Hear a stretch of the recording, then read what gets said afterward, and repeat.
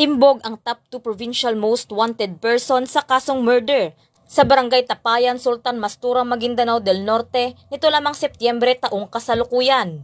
Kinilala ni Police Captain Elmar M. Elarcosa, Chief of Police ng Sultan Mastura Municipal Police Station, ang suspect na si alias Randy, 34 anyos na residente ng Purok 2, Barangay Balut, Sultan Mastura, Maguindanao del Norte.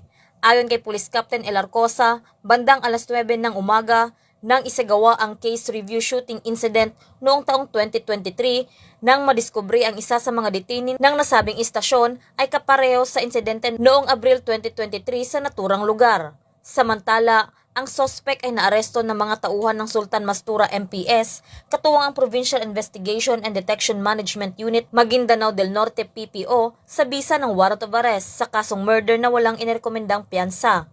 Ang naarestong suspect ay nasa kustudiya ng Sultan Mastura MPS para sa dokumentasyon at tamang disposisyon.